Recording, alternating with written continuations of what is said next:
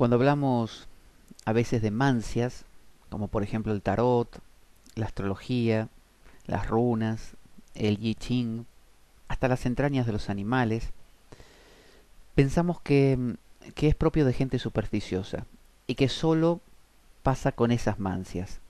Pero jamás se nos ocurre pensar que toda explicación que hace el ser humano acerca del estado propio o ajeno también es una mancia. Es decir, una profecía. ¿Qué es una profecía? Bueno, una profecía es decir, mañana lloverá. ¿Cómo lo sabes? Lo sé, mañana lloverá. Y bueno, ¿qué pruebas tienes? ¿Tienes pruebas científicas? Demuéstrame. ¿Cómo sabes que mañana va a llover? Lo sé. Entonces, cada vez que interpretamos la realidad, estamos profetizando. Y la profecía, recuerden, a veces no se cumple.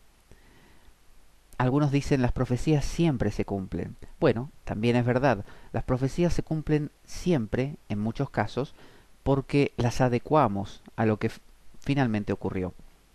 Entonces, por ejemplo, a una persona que va al astrólogo o al tarotista, le pueden anunciar 10 eventos. Por ejemplo, que va a conocer la persona de su vida, que va a tener un accidente en ese mes, que va a encontrar un libro que le va a revelar una verdad importante, que una persona va a alejarse de su entorno y que va a viajar 10, supongamos 10. Resulta que se las prevén o se las profetizan para el curso del año. Y resulta que al final de ese año la persona hace un recuento y se da cuenta de que se cumplieron 3.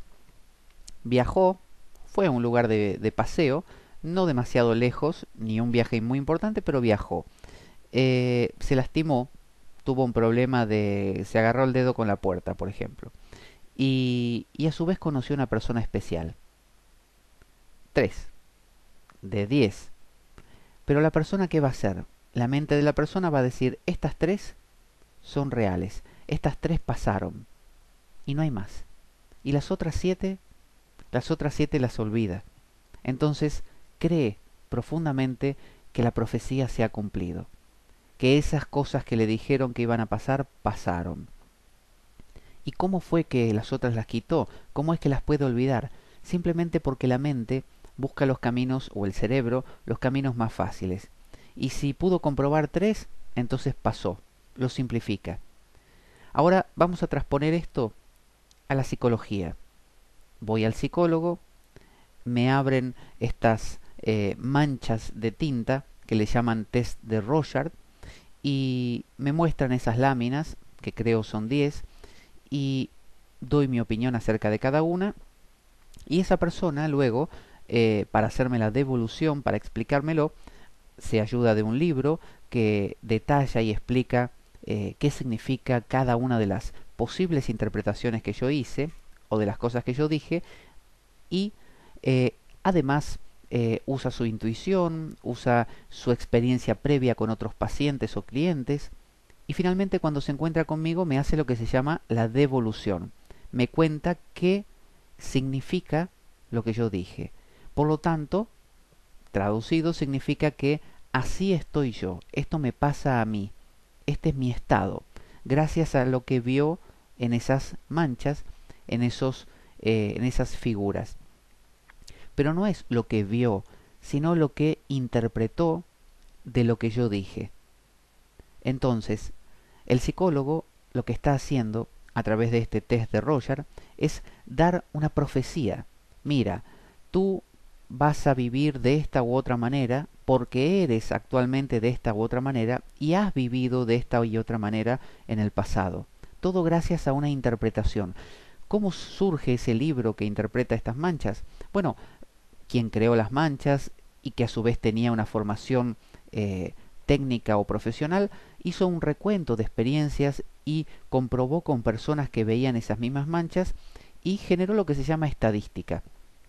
Una estadística es si 10 personas que se encuentran con tal situación reaccionan haciendo tal cosa, entonces podemos decir todas las personas que vean ese objeto van a reaccionar así.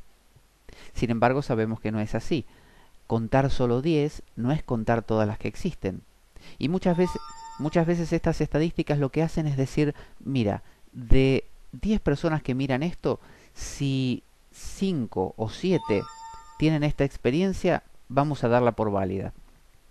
Entonces, la estadística lo que hace es buscar como uniformizar. Decir, si gran cantidad de personas tienden a tal cosa, quiere decir que todas tienden a esto. Lo cual, una cosa no significa la otra. Entonces, puede que en mi caso, mi interpretación de esas manchas responda a otros elementos.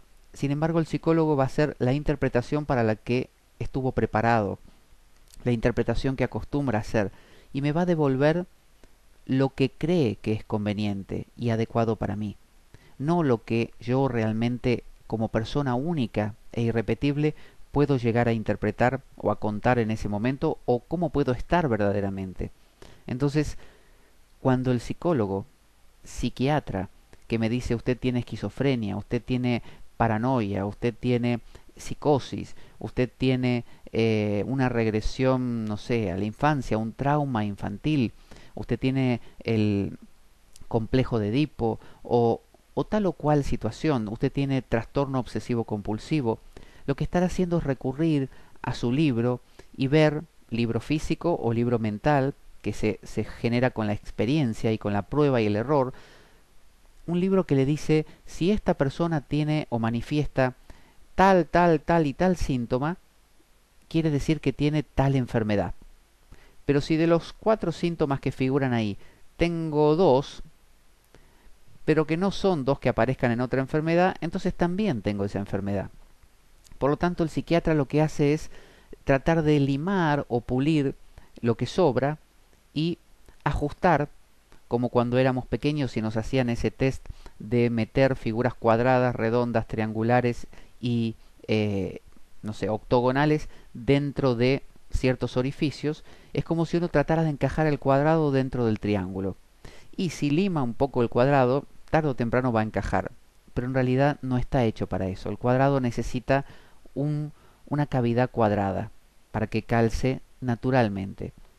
Entonces cada ser humano es como es, por razones que, pero les aseguro, escapan, pero por completo, a la comprensión de cualquier otro ser humano. Nadie puede saber exactamente por qué alguien es como es. Y la prueba de esto es que tanto la psiquiatría como la psicología andan a tientas, como ciegos que guían a ciegos. Por eso es que el gurú anda a tientas, por eso es que el astrólogo o tarotista anda a tientas, si realmente afirma decir lo que le pasa a esa persona. Sería muy distinto si tanto el tarotista, el astrólogo, el lector de runas, el psiquiatra, el psicólogo y el sacerdote o el político dijeran, miren, vamos a hacer un juego.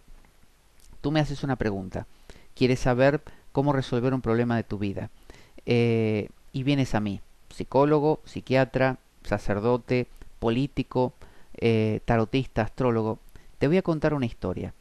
Es una historia que se me ocurre a mí, ¿eh? Es una historia que yo estoy inventando en este momento.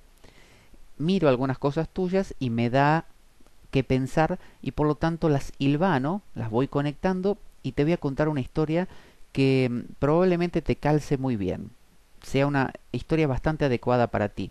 Tú solo tienes que oírla, confiar en ella, creer y vas a ver que tu cerebro hace el resto. Tu cerebro se va a ir acomodando a todo lo que te cuento. Entonces te puedo contar la historia de la Advaita, de que todo es no dual y que simplemente basta con aceptarlo todo. Basta con ser la conciencia que todo lo abarca, no aceptar ni rechazar, no tratar de aferrarse, vivir desapegado. Y ahí está la felicidad. Si yo te cuento la historia cristiana, que Jesús murió por nosotros, por los pecados del mundo, ahí vas a vivir adecuado a esa historia, pensando que debes portarte bien, porque si no va a haber un Dios que te castigue, y tu mundo va a ser coherente. Si te digo que existe un inconsciente, porque soy psiquiatra, un inconsciente y un consciente, y que tu inconsciente es el que te pone los problemas y por eso no puedes completar la dieta, que tienes que hacer consciente el inconsciente. ¿Cómo? Bueno, a través de la libre asociación, a través de la hipnosis, a través de la terapia simplemente. O soy psicólogo y te cuento que conozco unas técnicas de pensamiento positivo que te van a ayudar a superarte y que se trata todo de hacer afirmaciones positivas para que el nuevo pensamiento suplante al antiguo y así tu mente cambie. Entonces, si mi discurso es suficientemente verbalizado de una manera coherente, si es suficientemente explicado de manera cabal, que tú lo puedas entender y que te llegue, lo vas a aceptar y va a ser una realidad para ti. Entonces, ¿cuál es la verdad? ¿Existe tal cosa como la verdad? No. Toda verdad, como dice el Tao Te Ching, o el Tao dice, el Tao que puede ser expresado en palabras no es el verdadero Tao. Sin embargo, luego continúa el libro y escribe en muchos capítulos. ¿Por qué es así? Bueno, es porque no se puede expresar la realidad. Nadie puede decir por qué un ser humano es de esa manera. Nadie puede decir que alguien es malo o bueno. Nadie puede decir por qué estás triste o por qué estoy contento o por qué... Nadie. Es imposible. ¿Por qué? Porque existen tal cantidad de variables que escapan por completo a la capacidad de análisis de la mente o del cerebro. ¿Por qué? Porque la punta del dedo no puede tocar la punta del dedo. El ojo que ve no puede ver al ojo que ve, ¿no? Es un dicho que se utiliza en Oriente y que tiene que ver con eso. Lo que usamos para percibir no puede percibir lo que lo envuelve, lo que lo contiene. Es decir, algo pequeñito, digamos, no sé, la luz, el faro de un coche, está preparado para alumbrar hacia adelante, pero no puede alumbrar lo que hay detrás y descubrir los cables o todo lo que tiene detrás, o el conductor. No, inclusive si le preguntamos al faro acerca del conductor, nos va a decir, ¿qué? ¿Conductor? Jamás vi un conductor en mi vida, ¿qué es eso? Porque sus códigos son otros. Entonces, esta mente, bueno, o cerebro, o como le querramos llamar, jamás puede comprender los porqués no sólo de los seres humanos, sino también de la vida. Entonces podemos jugar, sí, y es muy divertido hacerlo y está muy bien, y lo propicio, hagámoslo, juguemos a que nos explicamos. Y en eso se basa la comunicación, decirle al ser querido, mira, hoy estoy así porque me pasó tal cosa, o creo que, no sé, esta semana en el trabajo lo que pasó me deprimió un poco, o no haber aprobado ese examen me tiene mal, o podemos contar eso. Pero lo importante es saber, en el fondo, que no sabemos. Sócrates decía, solo sé que no sé nada. No solo sé que no sé nadar, sino solo sé que no sé nada. Es decir, nada de lo que yo diga es verdadero. Entonces, ¿qué hacemos? ¿Guardamos silencio? No, es muy aburrido guardar silencio. Si guardamos silencio y no hacemos nada, entonces para eso suicidémonos. No nos casemos, no nos relacionemos, no comamos, no durmamos, no respiremos. Eso es estar muerto. Y si la vida es movimiento, ¿por qué no seguir con ese movimiento? Pero con el pequeño detalle, no creerlo del todo. Entonces, mancias, recuerden, todo es mancia. Bien entendido, es muy sano porque es arte y es divertido. Piensen todas las veces que buscan una explicación y piensen si alguna vez alguna explicación les ha llenado, si les ha completado, si realmente alguna explicación les ha cerrado, si alguna vez han dicho, ah, ahora que me lo explicaron así, nunca más voy a tener dudas. Quizá lo dijeron, pero a los 2 o 3 días volvían las dudas. ¿Por qué? Porque no hay explicación verdaderamente convincente por una razón muy simple. Lo que pretendemos explicar excede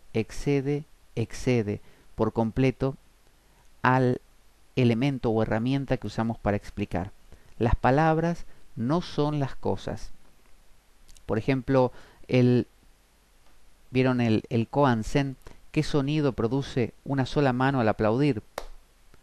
Si dijésemos qué sonido producen las dos manos al aplaudir y dijéramos clap, eso no es el sonido. ¿Cuál es el sonido de dos manos al aplaudir? Y podríamos decir, ¿es un sonido parecido a... ¿Es eso? No. ¿Qué sabor tiene una manzana? Y tiene un sabor parecido a tal otra cosa, con un dulzor especial y según el paladar puede sentirse como... ¿Es eso el sabor de la manzana? No. El sabor de la manzana es probarla y decir, no decir, ese es el sabor de la manzana. Entonces, la vida puede ser vivida, pero no explicada. O sea, puede ser explicada, pero la explicación jamás va a explicar o va a cumplir su cometido. La explicación solamente puede actuar como un entretenimiento. Entonces, de la misma manera que la música de una guitarra no puede hablar acerca del amor, no puede contar realmente lo que es el amor, pero sí puede embelezarnos y puede llevarnos a sentimientos importantísimos y divertidos y agradables, porque es arte, y el arte es expresión. Y así como el pájaro canta, ¿y por qué canta? Bueno, canta porque llama a su pareja, y canta porque marca su territorio, y canta... Son explicaciones. ¿Por qué canta el pájaro? No lo sabes. La ciencia, piénsalo, la ciencia es una mancia. La ciencia dice, los agujeros negros están porque bla bla bla, bla, producen tal cosa y pueden absorber toda clase de materia y distorsionan el espacio-tiempo y son profecías. Ellos dicen esto y lo otro y más adelante viene otro científico y lo cambia.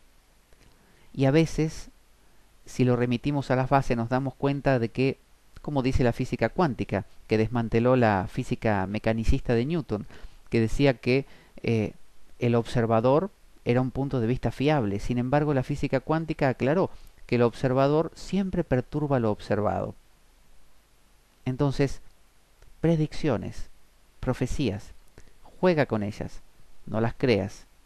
No son para desestimar, son muy interesantes, son parte de la vida. Uno puede jugar, aprender, hacerse científico, hacerse tarotista, psicólogo, psiquiatra, pero no las creas. Namaste.